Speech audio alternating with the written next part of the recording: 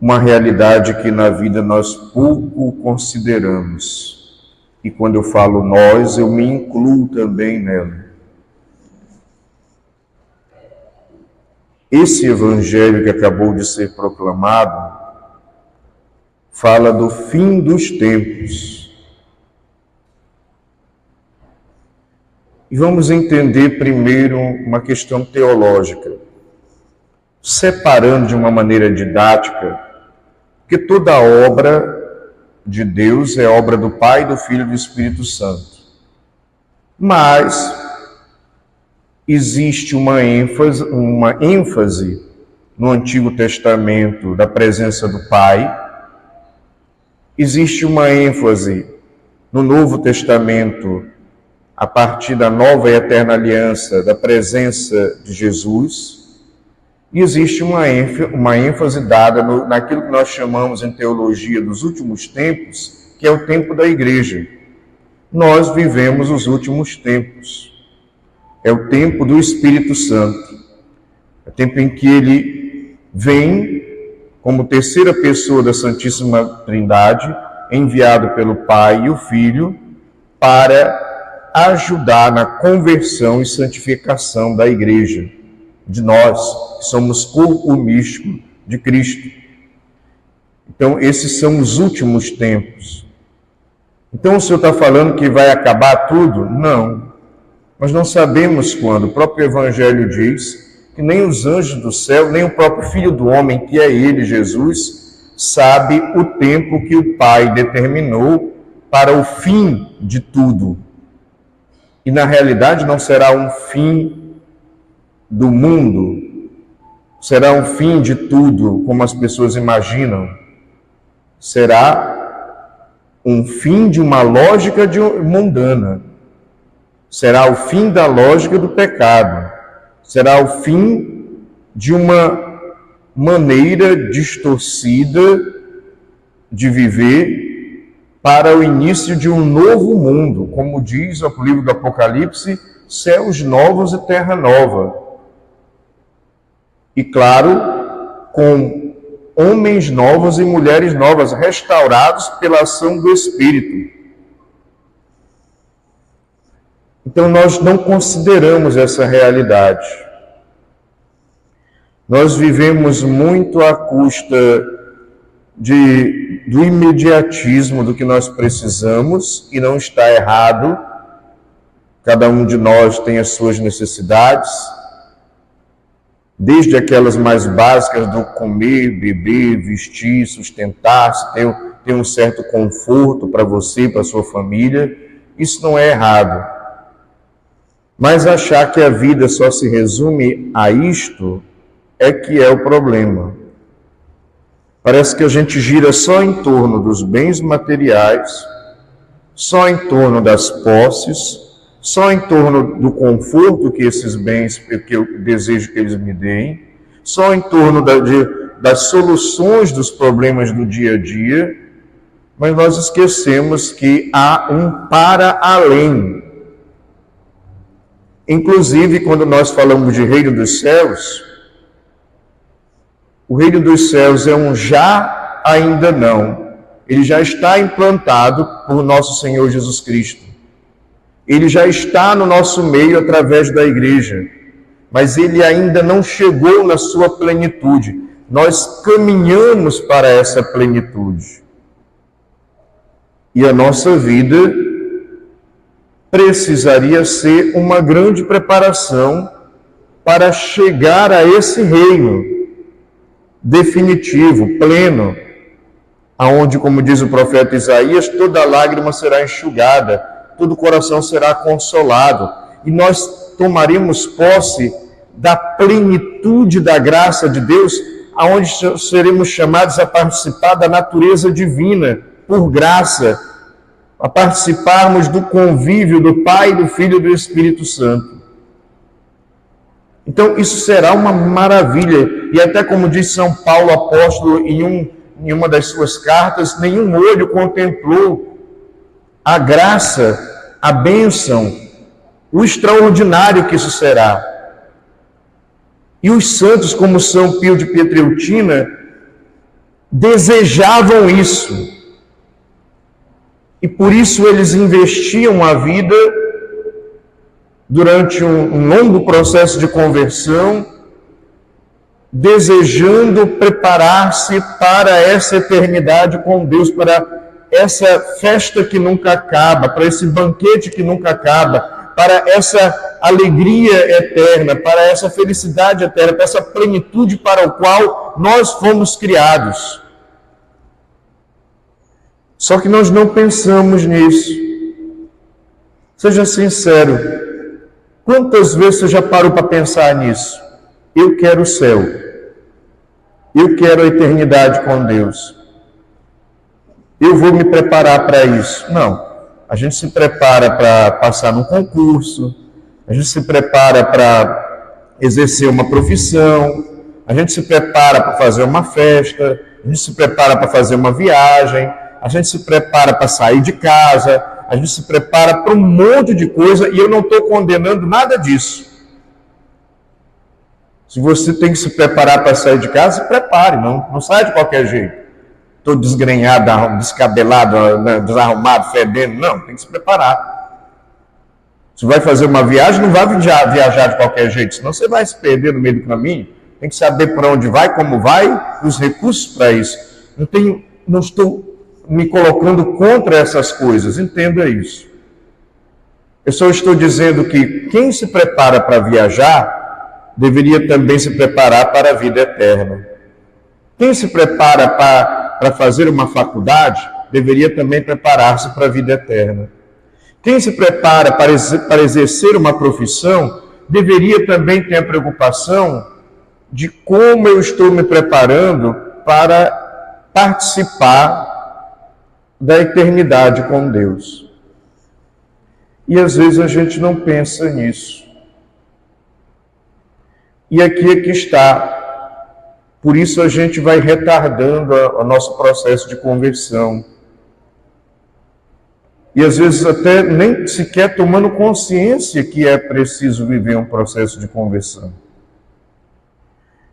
E aqui a parábola fala do fim dos tempos comparado a uma pescaria e os anjos que vão separar os bons dos maus. Você já pensou, já parou para pensar assim, eu sou bom ou eu sou mau? Nessa parábola aqui, as atitudes que você toma com as pessoas, os seus relacionamentos, a maneira como você tem vivido, as escolhas que você tem feito, a maneira como você tem tomado as suas decisões, tem te feito uma pessoa boa ou má? A bem da verdade, ninguém é 100% bom e ninguém é 100% mau. E todos nós caminhamos com os nossos defeitos, contradições, erros, falhas e altos e baixos. Nenhum de nós é perfeito. Mas eu acredito que quando Jesus está falando aqui, separar os bons dos maus, a análise não é uma análise de caráter. Caráter. Qual é o seu caráter? Você é uma pessoa, você se considera uma pessoa de bom caráter ou uma pessoa de mau caráter? Porque a pessoa de mau caráter planeja o mal. A pessoa de mau caráter o tempo inteiro está rivalizando com o outro. Está alimentando inveja, ciúme, competição. O tempo inteiro está falando mal do outro, está competindo com o outro, está fazendo de tudo para passar o outro para trás. E se tem oportunidade, passa mesmo e usa de meios desonestos. Então, não vamos ser ingênuos. Esse tipo de gente existe no nosso meio, dentro e fora da igreja. E você é bom caráter ou é mau caráter? Você deseja o bem do seu irmão? Ou você, com mau caratismo, planeja o mal do irmão? Você tem um bom ou um mau caráter? Já parou para pensar nisso? Defeito todo mundo tem, caráter não é questão de defeito. Falha, todos nós falhamos, também não estou falando de falha. Estou falando com aquilo que a gente chama de índole, né, da pessoa. Você é uma pessoa maldosa ou uma pessoa bondosa? Porque depende, a sua salvação também vai depender disso. Você, quando pode fazer o bem, deixa de fazer o bem e planeja o mal?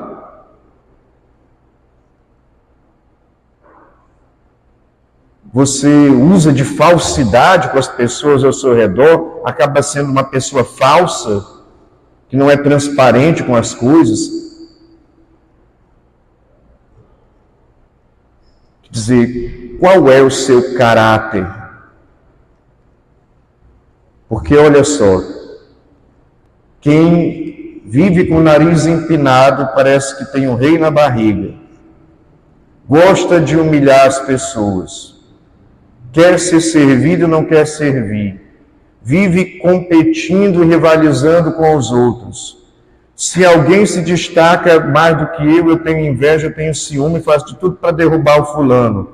Vivo falando pelas costas das pessoas as coisas.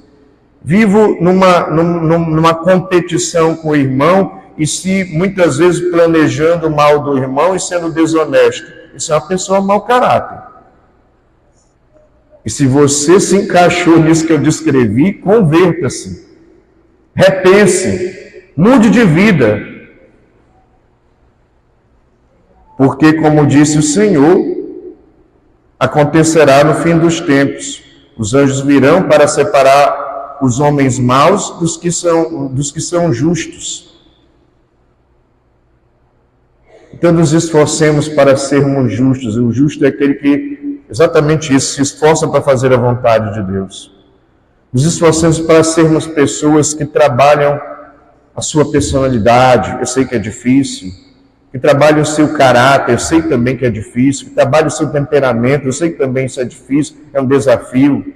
Que trabalham as suas fraquezas, sim, isso também é um outro desafio. Tem fraqueza que a gente caminha com ela a vida inteira e vai só amenizando. Tem temperamento que a gente só consegue moderar, é impossível eliminar e com certeza não será saudável também querer eliminar. Mas eu penso que nós devemos fazer esse pequeno exame de consciência. Eu sou uma pessoa de bom caráter nas minhas relações com as pessoas, ou eu sou uma pessoa de mau caráter? A fé que eu pratico, o Deus que eu digo acreditar, o Deus que eu busco, que eu ajoelho, que eu rezo, que eu confesso, que eu comungo, que eu vou à missa, que eu rezo o terço, que eu faço adoração, que eu digo que eu sou cristão, me ajuda a trabalhar o meu caráter? Me ajuda a querer ser um pouquinho melhor, me esforçar para isso? Me ajuda, ao invés de planejar o mal do irmão, planejar o bem? Me ajuda, ao invés de querer o mal do outro, eu querer o bem do outro? Me ajuda, ao invés de ser desonesto, ser uma pessoa honesta? Me ajuda a ser uma pessoa sincera, ao invés de ser um mentiroso, uma mentirosa, uma pessoa de duas caras, fingida? A fé me ajuda a sair dessa situação de fingimento e de falsidade? Acho que é importante nós fazermos esse exame de consciência, sabe? Porque não vai adiantar você rezar 1000 Ave-Marias se isso não trabalha o teu caráter. Se isso não te ajuda a repensar a vida. Se isso não te ajuda principalmente a amar, que é a lei maior de Deus. Peçamos a São Pio de Pietrelcina que tenhamos esse dom da humildade. E se nós, no nosso exame de consciência, percebermos que nós temos traço de mau caratismo, Não se desespere, nem se condene, nem se lamente, nem fique com medo do castigo de Deus. Mude, se esforce, peça a graça de Deus, lute. Não alimente a maldade no seu coração, lute para alimentar a bondade, lute para alimentar a justiça, lute para alimentar a solidariedade, o perdão, lute para alimentar a sinceridade, a transparência, lute para alimentar coisas boas dentro de você. Porque essa luta tem valor para Deus. Muito embora nós na luta não vamos conseguir ser 100%. Mas o fato de eu estar lutando mostra que eu tenho bom caráter. O fato de me incomodar certas coisas, no sentido de querer trabalhar certos defeitos, mostra que eu tenho bom caráter e que eu estou com disposição, eu estou bem intencionado. Isso é ser bom caráter. Eu espero que você seja uma pessoa de bom caráter. Porque é muito triste quando as pessoas são falsas ao nosso redor. É muito triste quando as pessoas falam pelas nossas costas ao nosso redor. É muito triste quando as pessoas planejam mal ao nosso redor. É muito triste quando as pessoas fingem ser uma coisa e não são transparentes ao nosso redor. É muito triste quando as pessoas são desonestas conosco e nos prejudicam e, infelizmente, nos caluniam, nos difamam e nos prejudicam. Claro, prejudica a pessoa pela calúnia, pela difamação. Deus nos livre de estar nessa turma, porque é essa turma que serão os homens maus e as mulheres más que serão jogados na fornalha de fogo. E aqui, fornalha de fogo, gente, para encerrar, nós não estamos falando de uma fornalha, é uma figura de linguagem. Na verdade, o inferno hoje, na teologia, é entendido como o eterno banimento da presença de Deus. O contrário do que eu comecei com a homilia. Existe uma eterna participação da graça divina, felicidade plena. Existe um eterno banimento da graça de Deus, sofrimento eterno, sofrimento pleno. Isso vai queimar como fogo. Isso vai consumir a alma eternamente. É um inferno. É o fogo que Jesus fala que vai consumir a pessoa. A alma que se afastou de Deus e que não vai ter esperança mais nenhuma de encontrar a grande felicidade, a sua grande realização. Ou seja, é uma frustração eterna. Isso vai ser a condição e o estado da alma banida da presença de Deus. E não foi Deus quem baniu, foi a pessoa com o seu mau caráter que se afastou de Deus e dos irmãos. Cuidado com a falsidade.